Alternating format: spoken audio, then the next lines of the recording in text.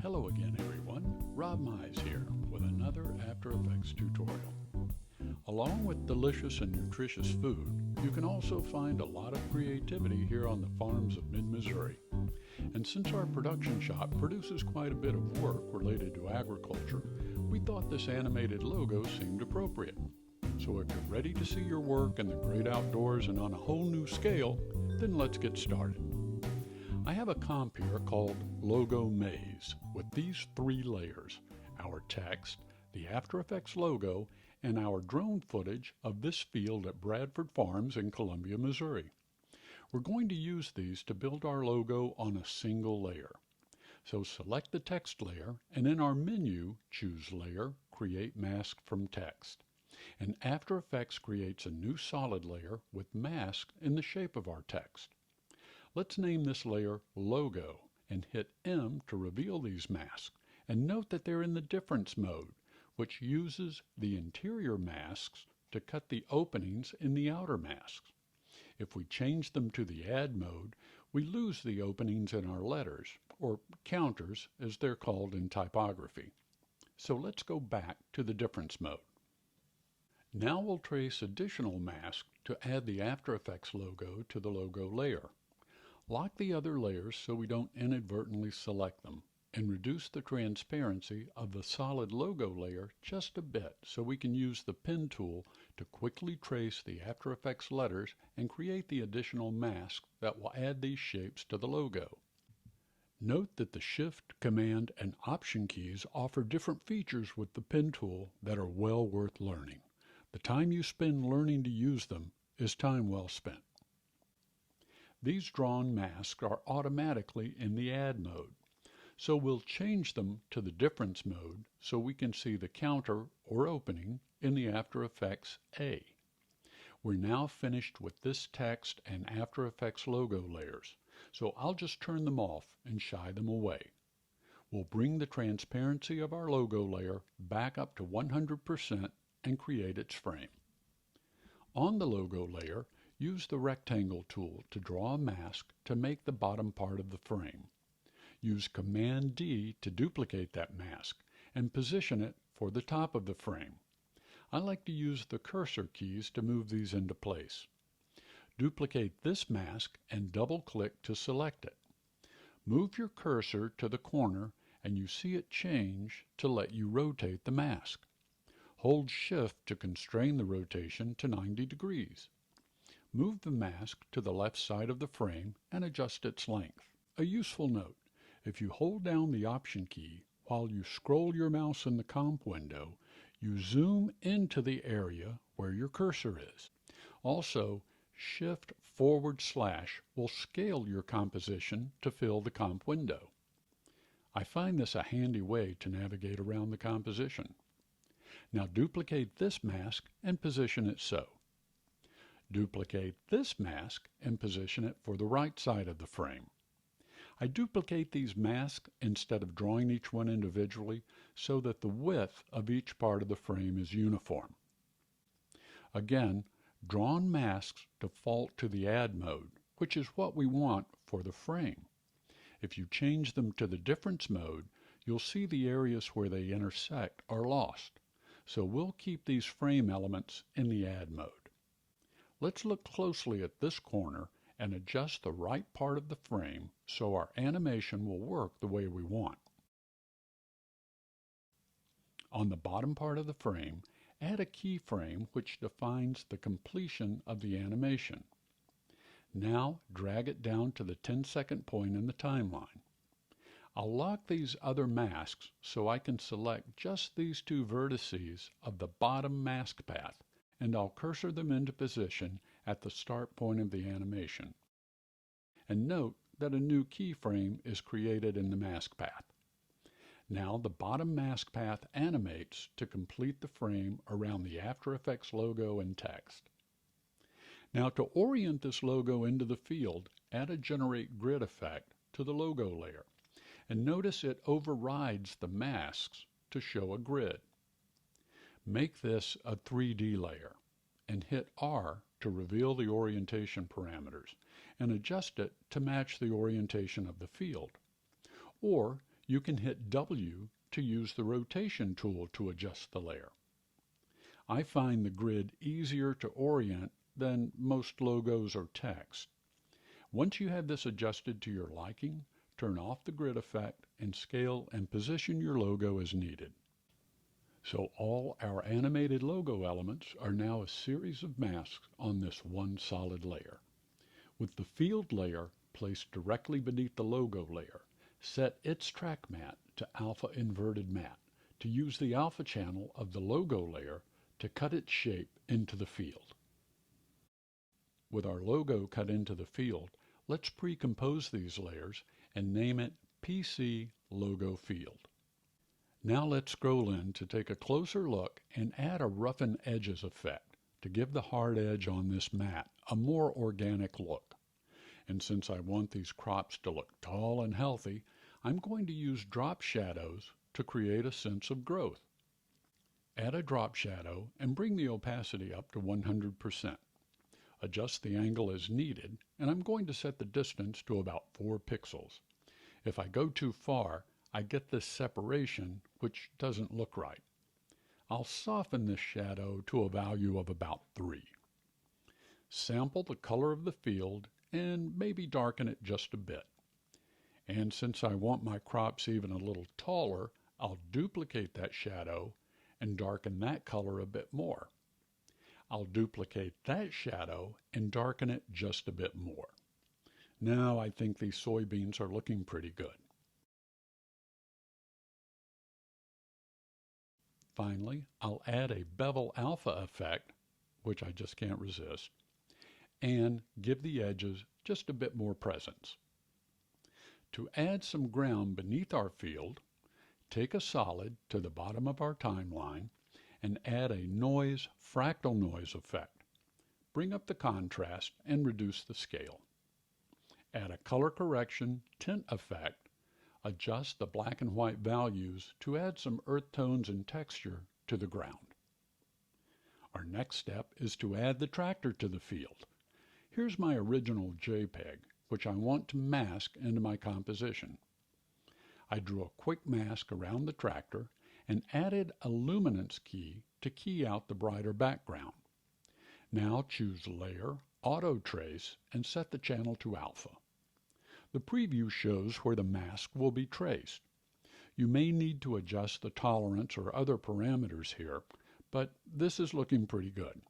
So let's choose OK and see the masks created from the alpha channel from the key effect.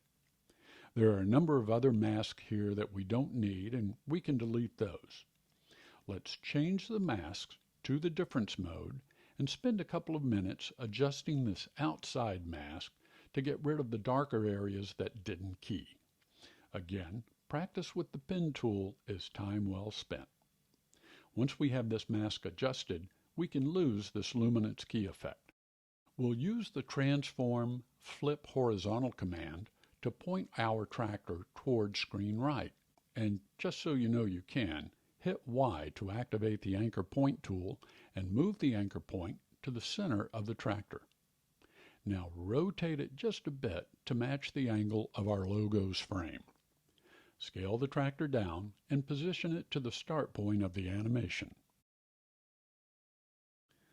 Now let's add some equipment to our tractor that will cut our shape into the field. I'm not going to try and draw an actual combine, but with no layer selected, I'll use the pen tool to draw this shape and name the created layer Combine.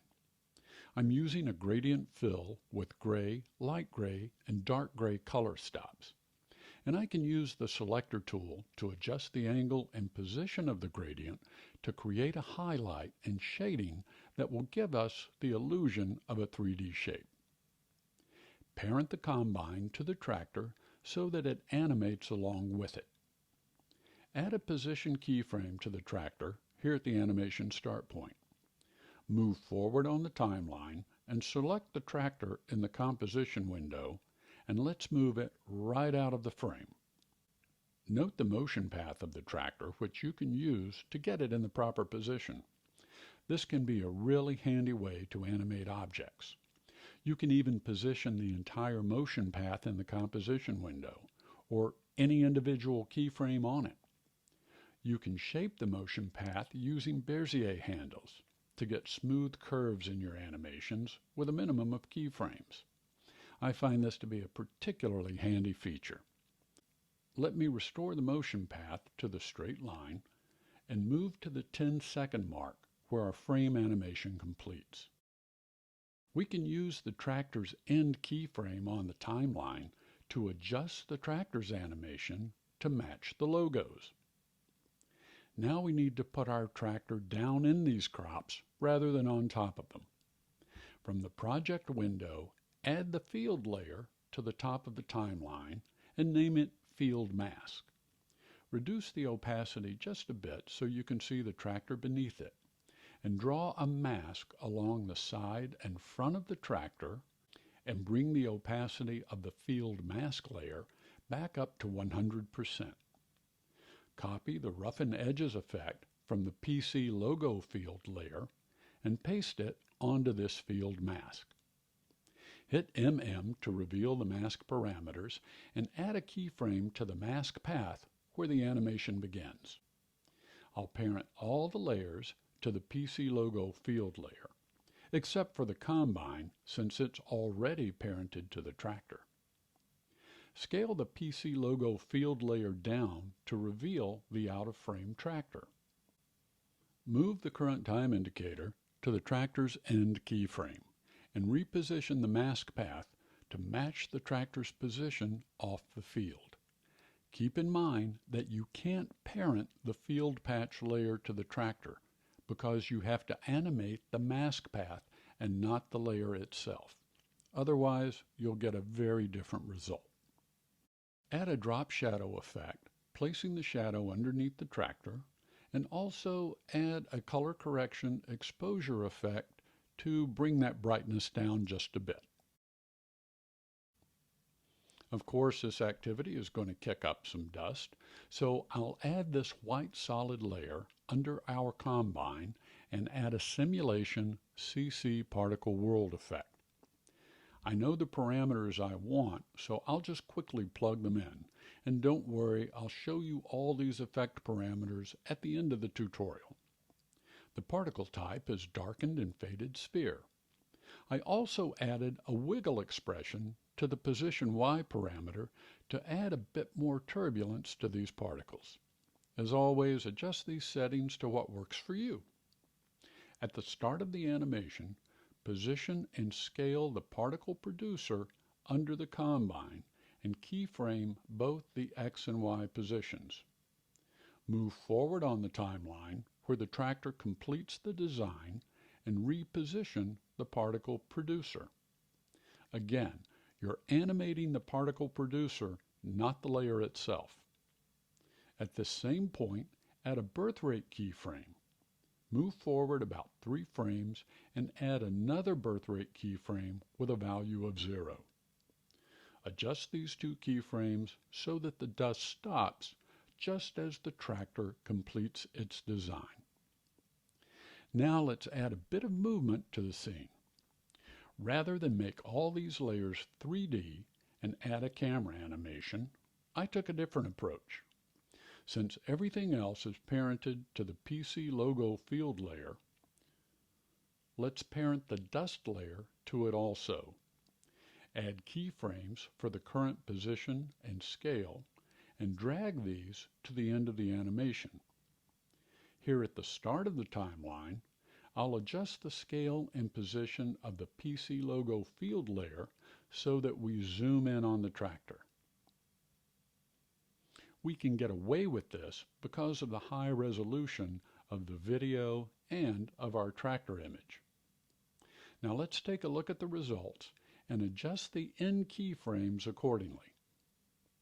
To improve the scale animation, select the 2 scale keyframes, right-click and choose Keyframe Assistant, Exponential Scale.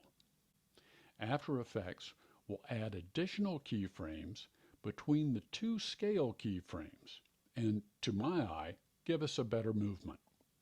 Of course, all the parented layers scale and position themselves accordingly. Using Command A, I select all my layers. Then hitting UU, I reveal those parameters which are not in the default position. Hitting the tilde key maximizes my timeline so you can see those parameters and note the settings that I used.